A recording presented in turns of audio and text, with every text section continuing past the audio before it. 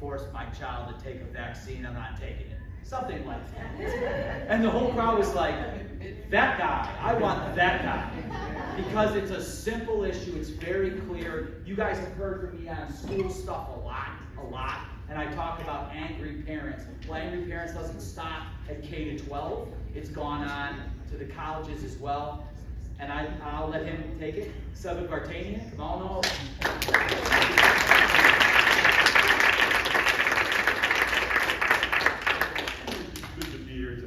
I see a lot of familiar faces and a lot of new faces, which is good.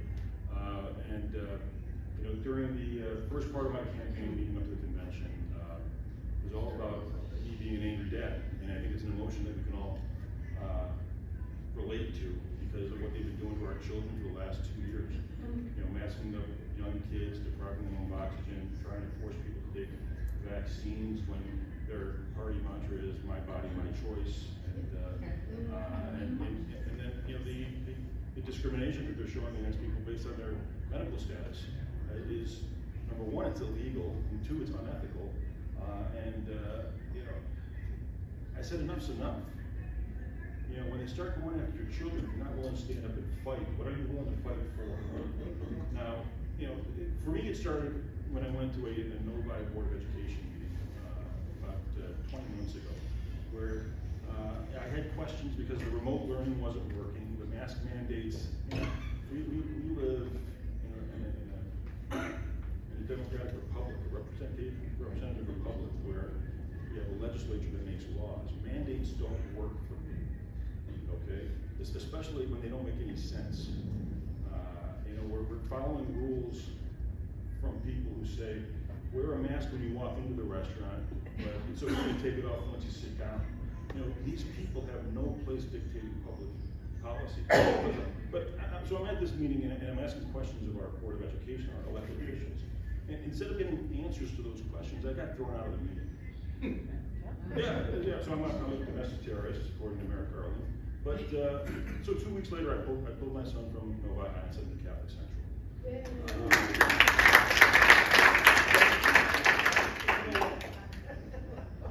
I was able to do that financially, and not everyone can, and you know, my heart goes out to them, but I did what was best for my kid. But then 8 months later, my wife calls me up crying and says, UofM's going to force Armin to take the vaccine in order to continue his studies. I said, honey, don't worry about this, we're going to fight this because you know, it's illegal, the law's on our side. And the law is on our side, but no one is standing up for us. Right. We need an advocate. Our children need advocates for their rights and for their future. And when that happened, you know, I forced my kids to go through the entire process, and I saw exactly how these universities work. Because my older son at Michigan Tech, he refused to wear a mask, and he had to go through their process too. And you'd think that this extreme liberal indoctrination has not invaded the Upper Peninsula, but it has. It's in all of our schools. It's not just UofM, it's not just Michigan State, it's in the UP, it's everywhere. And, you know, we need to, as a community, as a society, we have to stand up and say, no, we're not going to let these extremists, you know, take over our children. They're our children. They're our responsibility. They're what we value most in this world. So, when I saw how they disregard the Constitution in totality, they don't want to hear about anything with the Fourth Amendment or the First Amendment or any amendments. It's not leaders invest there anymore. It's compliance or else. And I'll tell you, I went to school there. I graduated in '91 with a degree in actuarial mathematics. I was actually on the cheerleading team at Michigan. You know, I had a head injury from football, so I couldn't play football there. But I got on the field anyways as a cheerleader, throwing the girls in the air and walking on my hands across the field. It was a great experience going to UofM. And now my son is there, and they wanted to expel him from school for refusing to wear a mask. Now, how do you get change in an institution like that? Protests don't work. They could hire more lawyers than I can afford. You got to do it from the inside. So, as a parent, when I tell you I would do anything for my children, you know, I'm running a statewide campaign to protect my kids and your kids and your grandchildren. It's the only thing that matters to me. Is leaving our kids a better world. And it's not going to be found in a totalitarian regime where you're forced to comply with the dictates from these mini tyrants that have popped up at all of our institutions. Now there are plenty of other problems going on at the school, like the fiscal mismanagement, and, you know, the pronouns and this and that. But at the end of the day, our kids need someone to fight for them. And when they came after my family, I decided I'm going to go after them with everything I have. And I don't need a majority on that board. I don't, because the law is on my side. So for me, in my opinion, the most important race this November is the race for Attorney General. We need someone who's going to enforce the laws that are on the books and not decide which laws he wants to enforce or not enforce, and not decide which defendant he wants to prosecute or not prosecute. We need someone that's going to enforce the law equally. Because, you know, we just did the Pledge of Allegiance. You know, the last 4 words, and justice for all. Right? Not for 99%. It's for all of us. So these are some of the reasons why. You know, I could talk about other things. I mean, like my friend over here, Ross Barranco. They're discriminating against him based on his medical status. This guy is a great American. He understands what America's all about. And they removed him from the organ donor list because he refuses to get a experimental mRNA vaccine. That's his choice whether he gets it or not. How can they discriminate against you? It's illegal. There are statutes against these things. You know, when they're managing the endowment funds, right? They want to layer on these ESG. They got all sorts of initials for stuff, and all the initials are garbage. Environmental, social, and governance. Right? When you layer political objectives on top of a investment portfolio, you are in breach of your fiduciary responsibility to maximize that portfolio return. So they want to play politics with the endowments of the university. It's wrong and it's illegal, but no one's holding them accountable. I mean, if Mike Illich ran his business the way Denise Illich, runs that board, he'd have died a poor broke man. We can't allow these things to continue. And people say, well, Michigan's always been liberal. You know what? It has, but it's gone too far, and there's no reason why we can't take it back.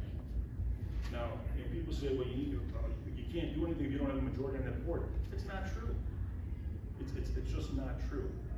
Every university employee has to swear an oath to the U.S. Constitution and the Michigan Constitution. It's in their handbook. It's in their bylaws. When you violate the Constitution, you're in breach of your contract. And people say, well, what do you need? You're going to fire everybody? Hey, if they're breaking the law, you have to report it to the authorities. That's why it's so important that Matt DePerno get elected, because now I got him on speed dial. Yeah, he's a Michigan alum. His best friend growing up was my roommate my junior year. I found that out, sitting next to him at the Lincoln Data. And every time I would go out, lead up to the convention, I tell him and I tell Tom Leonard, in front of the entire audience, I'm going to need a special prosecutor in Ann Arbor for all the laws they're violating. And they are. And I used to chuckle when people would refer to Ann Arbor as the People's Republic of Ann Arbor.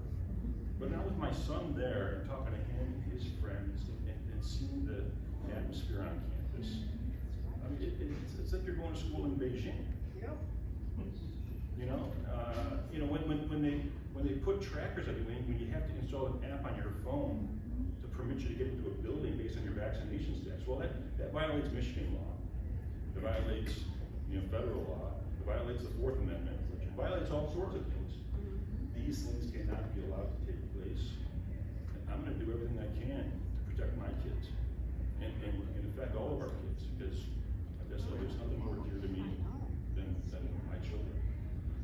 Now, going forward, it's like, all right, we all know this is a statewide election, and people ask me, how can I help you with your campaign? And the first thing I tell them is, run for your local school board. Run for your local school board. You don't have to be a parent, you just have to care and understand, what's right and what's wrong, right? I mean, you have all this transgender talk in the schools now. Well, if it's not appropriate for us to talk about sex in our workplace, what makes you think it's okay for teachers to talk about it with fourth graders? Right? It's just not right. We need common sense. We need some more conservative values. You know, I want to make one thing clear. You know, I'm not an anti-vaxxer at all. You know, measles vaccine, yeah, it's worked. I never got measles. You know, chickenpox, yeah, it's worked great. You know, I'm not an anti-vaxxer. I'm not crazy. I'm not a bigot. You know, what you want to do in your own bedroom is fine. If you want to dress like a woman, but you can still produce sperm, well, you identify however you want. I don't need to tell you what my pronoun is. If you're not part of our society and can't figure out what pronoun to use, well, you shouldn't be teaching other people how things work, right? I mean, these are societal issues that the extremists, and it's not a Democrat issue, okay? It's an extreme section of the Democratic Party, right? The extreme progressive. I talk to plenty of Democrats. I mean, some of them are my friends. I mean, it's true. I mean, I admit it. But you know, they understand also that, you know, things have gotten way too extreme. But together we can change it. And you know, there's no reason why, you know, Michigan can't, you know, become a place of conservative thought. It's going to take a while. It's not going to happen overnight, but we can do it because our message is the right one. And you know, I don't believe that, you know, conservatives are a minority in this state. I've traveled all over. I put over 10,000 miles on my lease car over the last 4 months. You know, the further away you get from population centers, the better people understand what the Constitution's all about. And there are a lot of us out there. We just got to get them to the polls. And we have to get them to cast their vote. We have to stop the dead people from voting. You know, the dead people voting there, I mean, it's hard to get them to vote red, but, you know, we got to stop that. But, and then the other thing, you know, at this point in the campaign, you know, for me to get my message out, I do need help in fundraising. And, you know, I don't care if it's $20, $50, $100, or Brian, you were going to give me 1,000, weren't you? No, Brian's already contributed to my campaign. I appreciate it very much. You know, every bit helps because, you know, at the end of the day, I need to convince the independents and conservative Democrats and all the angry moms out there that, you know what, try it the conservative style. Try enforcing the laws and making things work the way they're supposed to, with the common sense dictates that they should work. And to help get that message out, I need to raise money. I mean, I'm that guy. I'm that politician that is asking for funds. But you know what? You know, in this room, you know, $25 a person, it goes a long way. I mean, you see the price of gasoline. But you know, hopefully, you know, we'll be putting out digital ads and things of that sort, and hopefully we'll have some, you know, planes flying over the stadium during football Saturdays with the banner "Vote Vartanian." So check out votevartanian.org. You can see all the pictures of all the places I've been, all the wonderful people I've met. I've seen Catherine all over the place. She's wonderful. Who else is in there? Well, there's Brian Franco, I know. Dan Lawless. Where's Hema? Oh, there she is. Sitting quietly. I can't believe you're quiet this whole time. You are so energetic. But Hema's wonderful. Well, the first time I met Hema, I was in Saline. And you know, I've been listening to all these politicians talking and they're doing their speeches. I've heard DePerno's speech 30 times and Leonard's 30 times. And you know, so I get immune to all that. So I'm walking around after my speech and you know, then I hear this little voice chattering. And I hear some people chuckling. I'm like, who is that? What's going on here? And I heard her speaking, and you know, she was smart. She was funny. She didn't look like me. She didn't sound like me. But I was intrigued, and oh my God, she is awesome. She's a wonderful person. She is the epitome of America. And I didn't tell him segue. I just let her go. She is the epitome of America and wants to do the right thing. So if she's up next, that's, you know, let me turn it over to. Well, let's